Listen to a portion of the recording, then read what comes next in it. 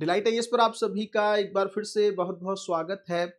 तो जेन ज़ी अब ईरान में भी प्रदर्शन करने लगा है। सिचुएशन इतनी ज़्यादा ईरान में खराब हो चुकी है कि प्रदर्शनकारियों की तरफ से गोली चलानी पड़ी है और उसमें कई लोगों की जान चली गई है। प्रदर्शनकारी खुद भी बहुत सारा नुकसान जो है वहाँ पर सरकारी संपत्ति का कर रहे हैं और इस पूरे माहौल में ट्रंप जो हैं वो आग में घी डालने का काम कर रहे हैं। पूरे मैटर को गहराई से समझने का प्रयास करेंगे और कोशिश करेंगे इस चीज को जानने की भी कि भारत पर इसका क्या इम्पैक्ट पड़ सकता है और उस पूरे क्षेत्र पर इसका किस तरह का प्रभाव देखने को मिल सकता है। सबसे पहली चीज तो मैं आप लोगों को बता दूं कि ये जो जेनजी है इसके बारे में आप लोग बहुत अच्छे से जानते हैं। ये वो लोग हैं जो 1997 से लेकर 2012 के बीच में इनका जन्म हुआ है। ये सिर्फ ईरान में प्रदर्शन नहीं कर रहे हैं, इससे पहले इन्होंने श्रीलंका में तख्ता पलट करवा दिया। उसके बाद इन्होंने बांग्लादेश के अंदर शेख हसीना के शासन को खत्म करवा दिया, वहां पर भी तख्ता पलट हुआ। फिर नेपाल के अंदर बहुत बड़े स्तर का विरोध प्रदर्शन हुआ, वहां पर केपी ओली की सरकार बदल गई और अब जो है इनका अगला निशाना जो है ईरान है। इवन इससे पहले भी मैक्सिको में भी इसकी चीजें देखने को मिली। ये जेन जी कौन है, क्या चाहते हैं, कौन है, ये तो मैंने आपको बता दिया। यूथ है, युवा वर्ग है जो टॉलरेट नहीं करना चाहता है, जो किसी चीज को लेकर टॉलरेंस उसके अंदर नहीं है। वो ये नहीं चाहता, गलत बर्दाश्त नहीं कर सकता है। जो हो रहा है उसको अगर रिप्लेस करने की भी जरूरत पड़े, उसके लिए मर मिटने की भी जरूरत पड़े तो ये लोग पीछे नहीं रहते हैं। इसके कई एग्जाम्पल्स हम लोग देख चुके हैं। अब ईरान का मैटर क्या है? ईरान के अंदर ये जो विरोध शुरू हुआ है ये बेसिकली आर्थिक विरोध था, आर्थिक मुद्दा था। क्या मुद्दा था? क्योंकि ईरान की करेंसी जो है रियाल वो बहुत ज्यादा कमजोर हो रही थी डॉलर के मुकाबले और ईरान के अंदर जो चीजें हैं वो बहुत ज्यादा महंगी हो गई हैं। महंगाई ईरान की एक बहुत बड़ी समस्या बन चुकी है। वहां से शुरू हुआ विरोध प्रदर्शन, इसके अंदर धीरे धीरे छात्र भी इन्वॉल्व होने लगे और ये विरोध प्रदर्शन अब अली खामनेई के अगेंस्ट हो गया है। इसका मतलब अब इसने राजनीतिक जो है रुख अख्तियार कर लिया है। क्या चाहते हैं प्रदर्शनकारी? प्रदर्शनकारी चाहते हैं कि ईरान के अंदर अली खामनेई की सत्ता बदल जानी चाहिए क्योंकि ये एक निरंकुश शासक के तौर पर हैं और शायद ईरान के अंदर फिर से राजतंत्र लाने की बातें भी कही जा रही हैं। उनको ऐसा लगता है, वैसे अगर आप देखेंगे पूरे वर्ल्ड में इस समय इन्फ्लेशन का माहौल है। खुद अमेरिका भी जो है मुद्रास्फीति से बचा नहीं। अमेरिका ने इतने सारे देशों पर टैरिफ इम्पोज कर दिया है कि कोई भी चीज जो अमेरिका में आयात हो रही है उस चीज के ऊपर कहीं ना कहीं पे इतना ज्यादा इम्पैक्ट पड़ रहा है टैरिफ का कि वो अमेरिका के अंदर महंगी मिल रही है। अमेरिका के खुद के लोग महंगाई से परेशान हैं। अमेरिका के साथ-साथ बाकी कोई कंट्री नहीं है जहां इन्फ्लेशन आपको देखने को ना मिले। खुद भारत के अंदर महंगाई बहुत ज़्यादा है और ये जो महंगाई है, इसके अपने अंतर्राष्ट्रीय कारण हैं। रशिया और यूक्रेन के बीच में वॉर चल रहा है। मिडल ईस्ट के अंदर अस्थिरता लगातार बढ़ रही है। अगर आप देखेंगे बांग्लादेश के अंदर इस समय अस्थिरता का माहौल है। अफ्रीका के अंदर गृह युद्ध की सिचुएशन बनी हुई है।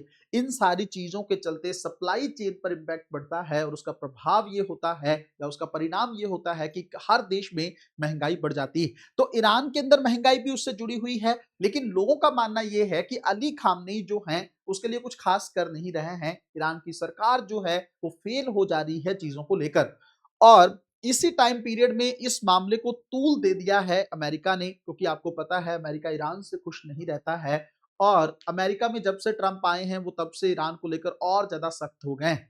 अमेरिका का कहना ये है इस पूरे माहौल में कि अगर ईरान के जो जो सशस्त्र बल हैं या जो पुलिस है, अगर या वो सरकार ईरान की अगर इन प्रदर्शनकारियों के साथ कुछ गलत करती, ये लोग शांतिपूर्ण तरीके से विरोध कर रहे हैं और उनका ये लोकतांत्रिक अधिकार होना चाहिए, लेकिन अगर ईरान की सरकार इनके साथ गलत करती है, बल का इस्तेमाल करती है, तो मजबूरन अमेरिका को उनकी सुरक्षा के लिए इस मैटर में एंटर होना ही पड़ेगा।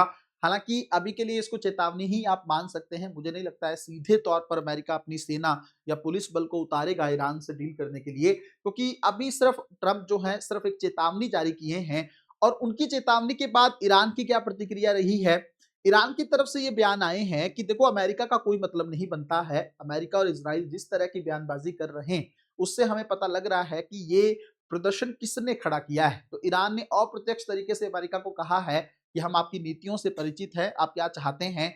आप ईरान के अंदर तख्ता पलट करवाना चाहते हैं, ईरान के अंदर आप अली खामनेई को मारना चाहते हैं या उनको रिप्लेस करना चाहते हैं, उसका ही एक कहीं ना कहीं पे ये परिणाम हो सकता है या उसका एक तरीका हो सकता है। ये सारी चीजें इसलिए ईरान ने अमेरिका को कहा है अपनी तरफ से कि आप ये इस मैटर में दखल ना दें, क्योंकि ये ईरान का अंदरूनी जो है आंतरिक मामला है, इसमें अमेरिका का दखल सही नहीं है। और अगर अमेरिका दखल देता है तो इस क्षेत्र में अस्थिरता बढ़ेगी, इससे अमेरिका के हितों को भी नुकसान होगा। इस तरह की एक सधी प्रतिक्रिया ईरान की तरफ से आई है। ईरान ने बहुत ज्यादा चेतावनी नहीं दी है अमेरिका को, क्योंकि इस समय अली खामनेई नहीं चाहते हैं कि ईरान अमेरिका के साथ युद्ध करे, क्योंकि सिचुएशन उनके लिए भी बेहतर नहीं है। जब खुद की देश की जनता ही आपके अगेंस्ट हो जाए तो किसी भी देश के साथ लड़ना बहुत ज्यादा मुश्किल हो जाता है। इस पूरे मैटर में अगर आप लोग देखेंगे तो मैं आपको एक चीज बता रहा हूं कि ईरान के अंदर समस्या तो है, आर्थिक तौर पर जो लोग हैं वहां पर फेस कर रहे हैं, करेंसी को लेकर भी इशू है। इस समय ज्यादातर करेंसी टूट रही हैं डॉलर के मुकाबले, सप्लाई चेन के अपने इशू हैं, है ना। बेसिक राइट्स को लेकर भी ईरान में प्रोटेस्ट होते रहे हैं, महिलाओं ने भी अपने अधिकारों की बात कही है।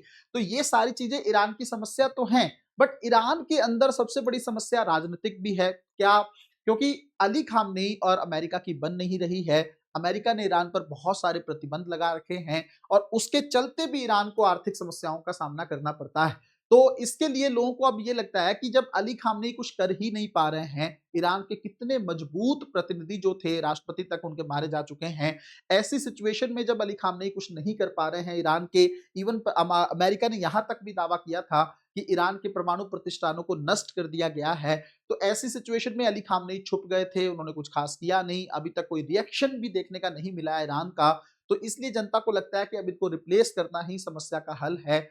अब कब तक हम लोग धर्म की चीजों को का बेस लेकर या संप्रदाय का बेस लेकर इस चीज को चलाते रहेंगे, इसलिए वहां की जनता अब कुछ नया ईरान देखना चाहती है, इसलिए ये विरोध प्रदर्शन हो रहे हैं। और अमेरिका इस मौके का फायदा उठाना चाहता है, अमेरिका अली खामनेई को रिप्लेस करना चाहता है। इस मौके के माध्यम से वो रजा पहलवी को वहां पर स्थापित करना चाहते हैं। रजा पहलवी जो हैं वो आपको पता है इस्लामिक नेता जो रहे हैं, 1979 के टाइम पे जो इस्लाम के अंदर एक इस्लामिक क्रांति हुई थी, उसके अंदर जो लीडर थे उनके बेटे हैं रजा पहलवी, और वो अमेरिका में निर्वासित जीवन जी रहे हैं। तो अमेरिका उनको ईरान में लाकर कहीं ना कहीं पे एक अपनी गवर्नमेंट ईरान में स्टैब्लिश करना चाहता है, जो अमेरिका के हितों के अकॉर्डिंग चले, वो अमेरिका के अगेंस्ट ना जाए, वो इजराइल को दिक्कत ना करे, इस क्षेत्र में अमेरिकी हितों को नुकसान ना हो। इसलिए अमेरिका अपने एजेंडे को इंप्लीमेंट करने की तरफ आगे बढ़ रहा है, और वहीं इजराइल इस मौके का फायदा उठाना चाहता है कि अगर अमेरिका इस मैटर में दखल देता है तो कहीं ना कहीं पे ईरान को नष्ट करेगा, और ईरान अगर नष्ट होगा तो इसका सबसे बड़ा फायदा इजराइल को ही होने वाला है। तो इजराइल अपनी चीजों के लिए कुछ कर रहा है, अपनी चीजों को या अपने हितों को देख रहा है, ईरान इस समय बड़ी मुश्किल में फंसा हुआ है। अच्छा, इस चीज का अंतर्राष्ट्रीय इम्पैक्ट क्या हो सकता है आपको बहुत अच्छे से पता है, इवन भारत जैसे देश पर भी इसका प्रभाव हो सकता है, क्योंकि स्टेबिलिटी अगर इस क्षेत्र में खराब होगी तो भारत को जो तेल का आयात है वो महंगा हो सकता है, और उस तेल के आयात के चलते भारत में सारी चीजें महंगी हो सकती हैं, महंगाई भारत में भी बढ़ सकती है। तो इन चीजों का एक इम्पैक्ट, एक ग्लोबल इम्पैक्ट देखने को मिल सकता है, और उसके साथ साथ अगर ये टकराव इतने ज्यादा बढ़ेंगे तो तीसरा विश्व युद्ध भी फिर दूरी पर नहीं रहेगा। मिलते हैं अगली वीडियो में, तब तक अपना ध्यान रखें, अपनी पढ़ाई को बहुत अच्छे तरीके से करते रहें। बहुत बहुत धन्यवाद।